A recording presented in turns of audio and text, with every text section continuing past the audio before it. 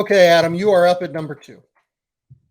As I am, and this one's another pretty easy pick right here. I think it's Scoot Henderson for the G League Ignite. No surprises, 1 and 2 with where these guys are at in the class. If it weren't for Victor Wembanyama, I think Scoot Henderson is a contender to be number 1 overall type of pick in basically any draft class.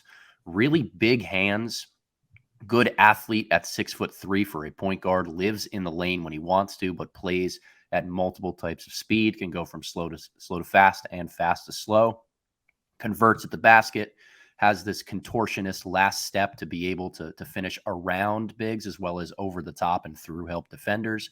Tremendous passer. His balance for knowing when to score and when to kick is really high level.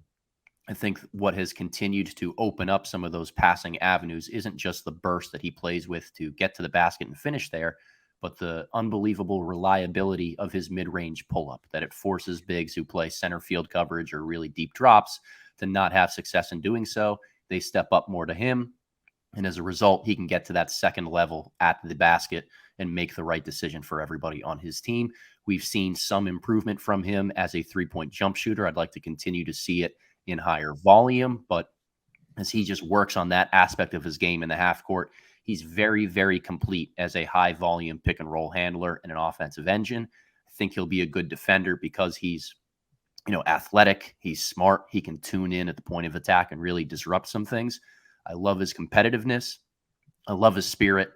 I think he's got a really, really high ceiling on both ends of the floor. I'm hugely in on Scoot. I totally agree. I love the competitiveness. I think this is a good question from Seasons in Sloan in the YouTube comments. I know you said no specific teams for this mock, but if the Pistons hypothetically get the second overall pick, is Scoot Henderson still the clear choice with Jaden Ivey and Cade Cunningham in the backcourt already? My answer to this is like unequivocally yes. Yes. I would take Scoot Henderson. I think he is very close to what I had Cade Cunningham as a prospect. And I loved Cade pre-draft. I think he's a tier above Jaden Ivey as a prospect. He's just a lot more polished and developed as a ball handler, as a passer, as a pick and roll playmaker. I think that you just take the guy at the end of the day. You take the guy that is way, way ahead.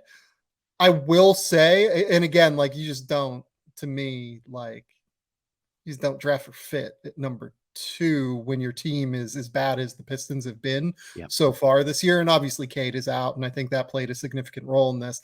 But look, I love Cade Cunningham. I'm not 100% sure yet that he's a number 1 guy. Like, I love him. I think that he is going to be like a 25, 7-7 player long-term, but I can't guarantee you that. And they need to keep taking bites at the apple and keep taking chances on guys that have that kind of upside. And also, here's the other thing. We're going to get into some of these guys later. Look, who are you going to take instead? Amen Thompson is a ball handler. At the end of the day, you run into the same issues that you would run into with Scoot. Brandon Miller doesn't have this upside. Like, it's just like not even right. Like I really like Brandon, and we're going to talk about Brandon, but like you just can't take him over Scoot. No. Like the upside is not there as a ball handler, pick and roll playmaker, anything. And again, like we're going to talk about Brandon and some stuff I really like about him, but like you just can't do it. So it's a no doubter for me. A person in the YouTube comments asked, you take him at number 2 if you're Oklahoma City? Unequivocally yes. To me. Like you just take him and you have too much talent.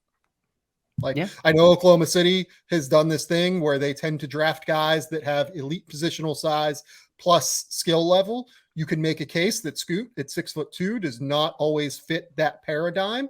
But again, he has enormous hands. He has great length. He is an elite physical athlete. I think that he would be a like tremendous combination with Josh Giddey in the backcourt. And I think that, again, you just get the guys who can play. When you have Shea and Giddey who are as big as they are and can slide down to the 2 and the 3 defensively, you just make it work. No doubt about it there, Sam. I love Scoot. Again, I think he's got the intangibles to me make him really invaluable in that regard, that whatever system team you want to ask him to come into, he's going to be good enough to deserve pick and roll reps and be a number one type of offensive option, but he can find ways to coexist with other stars. We saw it a little bit last year with the Ignite when he got there and Hardy and Daniels were already on that roster. He found ways to blend a little bit more in the background and just kind of make it all about the team instead of just about him. I'm really high on Scoot.